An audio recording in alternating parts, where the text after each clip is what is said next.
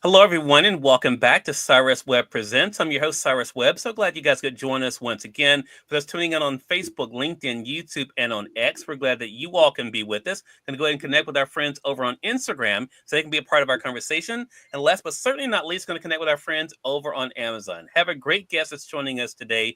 His first time on Cyrus Webb Presents with us. His book is available for pre-order right now, and I think you guys are going to really enjoy this. And we're now live on Amazon Live with Cyrus Webb Presents. If you guys are new to us on the Amazon platform, make sure you guys do hit that follow button. You'll see it either here in this corner or down below. You also will see the book by our next guest. So excited to welcome Peter Samuelson to our broadcast today. Peter is known as a movie producer. He's also the author of the book you guys see here, Finding Happy. We're going to talk to him not only about the writing of the book, but also the reflection on his own life as well.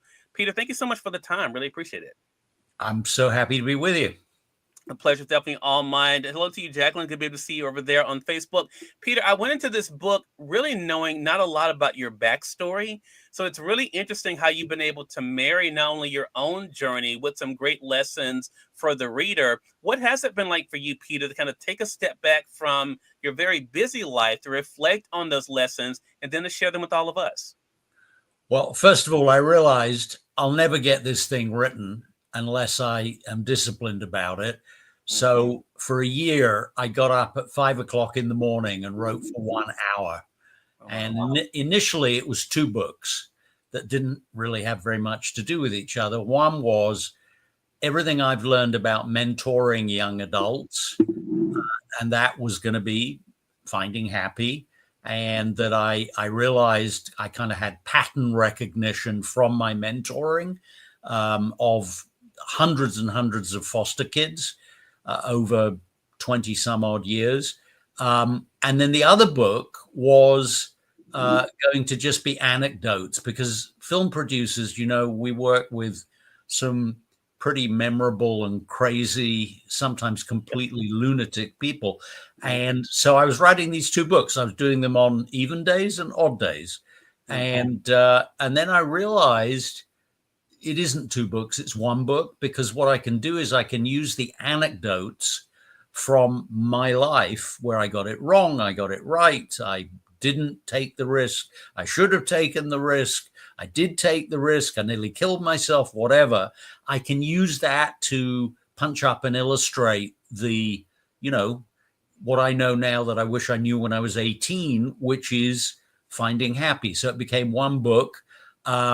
I had no idea what I had. And then somebody introduced me to a really good book agent. And the next thing I know, there's like a little bidding war going on. And Simon & Schuster Regalo, God bless.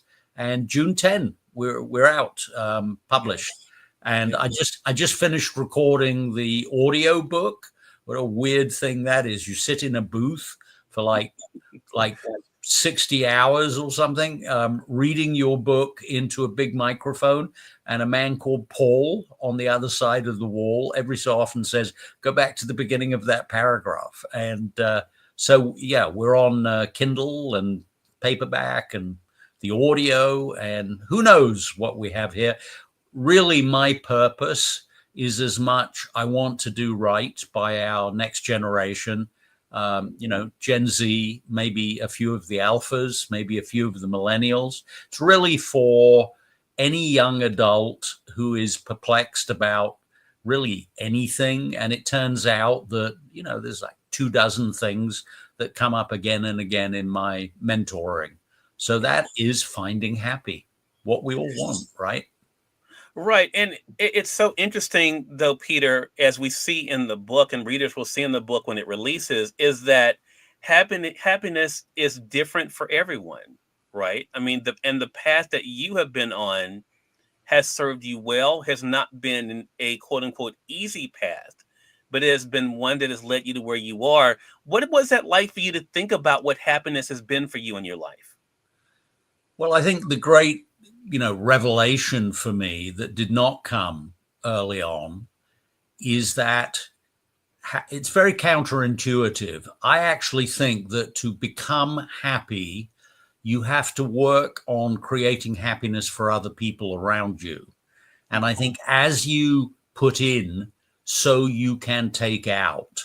And we live in a society where that's really not the lessons we get. And sure, absolutely, you've got to put food on the table. You have to pay the rent. You're looking after your career and your family and so forth. But I actually think if you want to find a state of happiness, the pathway to that is through service. It doesn't have to be your career. You don't have to go and work for a charity. But I think if you do regularly good deeds for other people, let me give you one example. So I founded a nonprofit, a charity. It's called First Star. We house, educate, and encourage high school age foster kids in academies, each of which is based in a big university. But these are high school students. We have them for 4 years.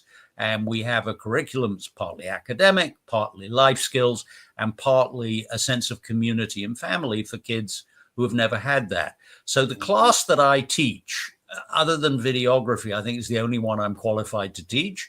It's called Random Acts of Kindness and Pay It Forward.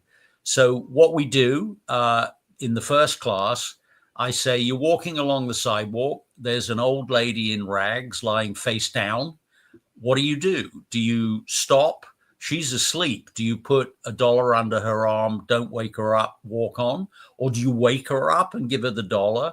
Or do you just look the other way and walk straight on past? So that leads to a conversation about the golden rule that most humans, not everyone, but almost everyone, we have this feeling in our heart when there is injustice that we should try and do something about it. We don't like it when things are out of kilter. So that leads to a conversation about 170 religions in the world. They all have this sense of social justice. And then we talk about, well, but what if you were an atheist? Does that mean you wouldn't stop? You wouldn't help the woman? No, you could do that. And we talk about the second law of thermodynamics, which says that in any system, whether it's the motor in your car or it's your family, it's a planet, if you don't put in energy, you have chaos. You have random nothingness if you just leave it to its own devices. You have to oil the motor or eventually it won't go around. You have to nurture your family. You have to take care of your planet and so forth. And then I say to them, you want to come to this class tomorrow because something shocking is going to happen. Remember, these are, say, 15-year-old foster kids. I say, each of you is going to get $200. And they say, we're going to get $200. And I say, no, you don't get to keep it. You have to write a 300-word essay to whom or to what you wish your $200 to go. Some of those essays are the most amazing things I've ever read. My name is Jose. I'm adding $10 of my own. That makes $210. That's 3 times 70. I need $70 to save each of 3 dogs at the shelter, because that's what they take from you in order not to euthanize those puppies. And I'm going to save 3 puppies because the last time I was down there, I looked into the eyes of a puppy that had been very badly beaten. And I saw my own eyes because I was very badly beaten too. So I'm saving 3 dogs. Love, Jose. Or how about this one? My mom is in prison. She did some bad things. She's going to be there for another 2 years, 3 months, and 7 days. But I love her very much, and I know she hates the shampoo. So I'm putting the money into her prison account so that she can buy better toiletries. These young adults in our First Star classes stand, in my eyes, and I think in reality, they're each about a foot taller as a result of this class, because they have agency. They realize that there is someone worse off than them. They have the happiness that comes from helping someone else. And, you know, in the end, we all die. What do you want on your tombstone? You know, he made a lot of money and then he died. I don't think so. I think what we want is that we did good and we left the world perhaps a little bit better than when we found it. And there is enormous self-advantage in helping others. I met my wife through a charity. People get promoted and make connections that are incredibly career helpful through volunteering for a nonprofit. It's easy to do. Can be very part-time. You can do 3 hours a week. And I believe that happiness, one of the places you find it, one of the principal places, ripples on the pond, is reach out, put yourself out, help someone else. And Peter, you talk about that when you were talking. I thought about the place in the book you talked about for a star and the beginnings of even Starlight. I was saying to you before we went live that one of the things that you talk about in the book I'd never read discuss the way that you do it is about generalists, and you're hearing from about the students that you were just referring to really shows, I think, for our audience how important it is for us to realize our own personal power. Those students weren't going to be waiting on someone else to do something. You helped them to understand and appreciate what they could do themselves. What has that been like for you to help people understand that they don't have to give all their power away? They can look for little ways that they can make an impact and a difference where they are. Well, let's ask ourselves, what is an entrepreneur?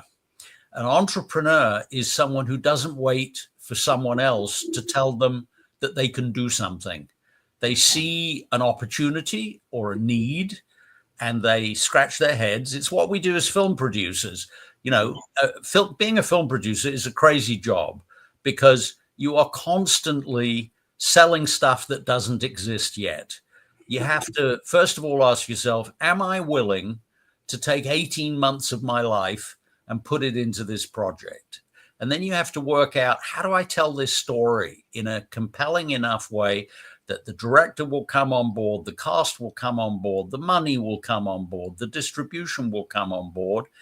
And then you actually have to do it when you pull those things together. You ask about generalists. The greatest generalist that I've ever met was General Norman Schwarzkopf. After I was able, thank God, to persuade Steven Spielberg to become chair of Starlight, there was a downside to Steven, which was once he was chair, nobody wanted to meet me anymore, donors and companies and partners and whatever.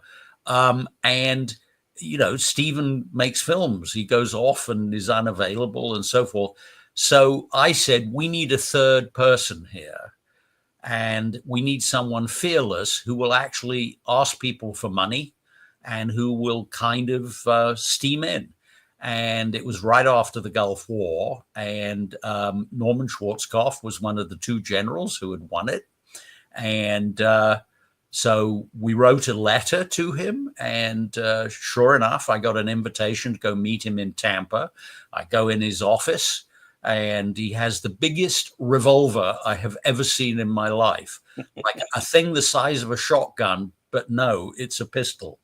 And I said, is this, this is for terrorists? He says, no, this is for journalists.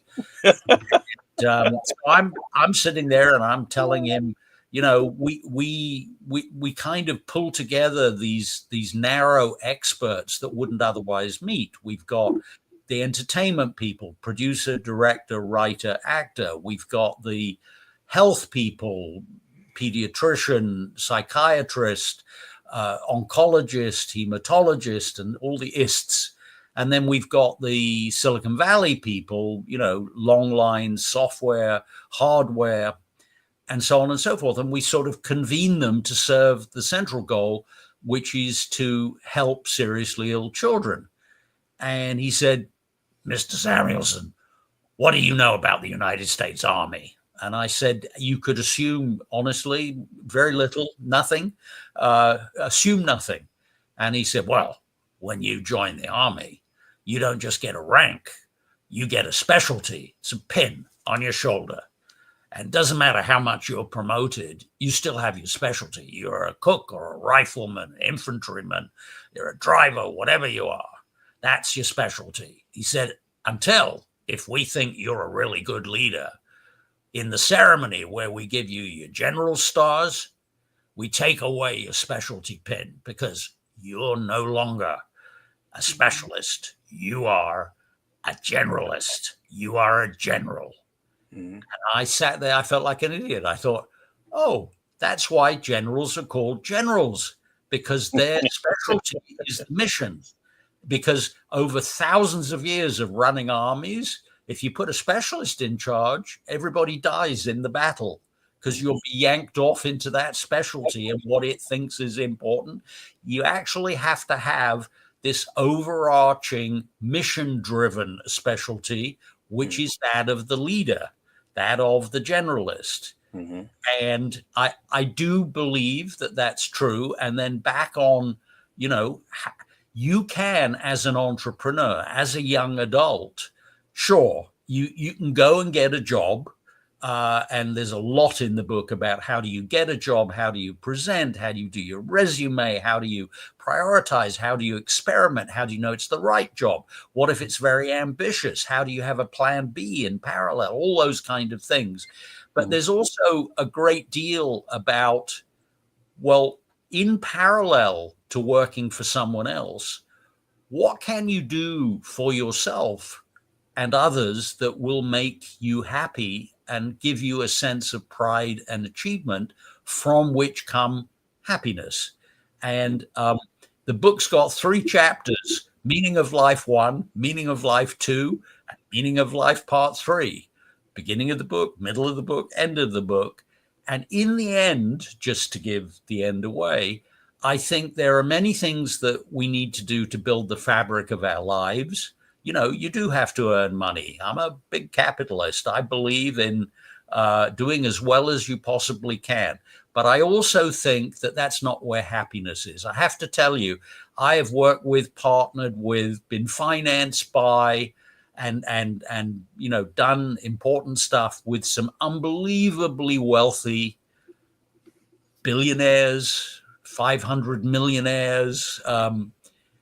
Show me one who is really intrinsically happy. Show me one who have family relations that are excellent. There are a few, but mostly I don't think money brings happiness. I think you have to find the happiness and weave it in through your life. And it doesn't come from taking. It comes actually from giving. And I know it's paradoxical, but maybe that's why the book is important, because it's a roadmap from here to there. Yeah, such a great point. I want to say, for those who are just tuning in, I see you guys coming in over there on YouTube and on X, as well as on Instagram. Welcome. Y'all are watching Cyrus Webb Presents. We're speaking today with Peter Samuelson. You'll see him there. Of course, his new book is called Finding Happy. It's out in June, but you guys can pre-order it now. For you guys joining us on the Amazon side, I'm going to highlight the print edition of the book for you guys there, or you can be able to pre-order the Kindle edition as well. For those joining us on Facebook, LinkedIn, and on YouTube, you'll find the link there to be able to go over and do your pre-order. Miss Queenie, I see you over there on Facebook. So glad you could be able to join us. On Instagram, hello to you, Naheed, joining us over there on the West Coast. Chris, hello to you. Jacqueline, hello to you as well. So glad you guys could be with us. We're going to also let you guys know how to stay connected with Peter too. Peter, last thing I want to ask you about, there's something that you do in this book that not everyone does, even though we all can relate to. And you talk about your wins, you talk about your successes, but you're very open and transparent about where you don't always get things right. How important is that for our audience and for you, even as you think about how you got to your own place of happiness, to recognize that not only your strengths, but also the weaknesses and where you are a work in progress?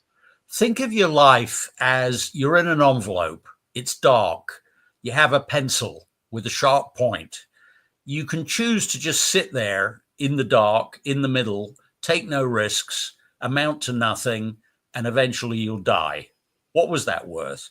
Or you can poke with the pencil in a direction, and sure, sometimes the point of the pencil will go through and you'll say, whoops, I guess I will never be a concert pianist.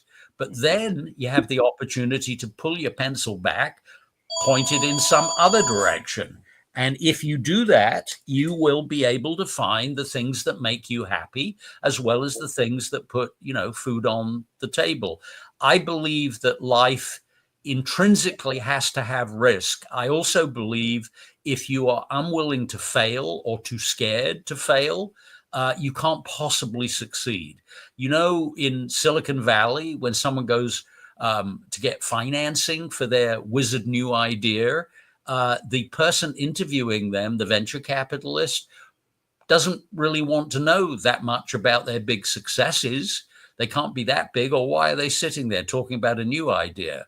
What they want to know about is, where did you fail? What did you learn from it? How are you better because you failed? Life that is devoid of failure cannot have success. And I think it is necessary to be able to process one's checkered career. And God knows mine has been checkered. There's a chapter in the book, what is a good risk? What is a bad risk? How can you tell the difference? The example that I use from my life is that I was in Morocco making a film, and I had to pull an all-nighter, and I heard a cat meowing. I thought it was in my bathroom. So I go in the bathroom, and there's this sort of closet in the wall, and I open it up and I look in, and it's a pipe duct, and it goes down 6 floors into the basement. And at the bottom, there are these 2 little red eyes. There's a kitten down there.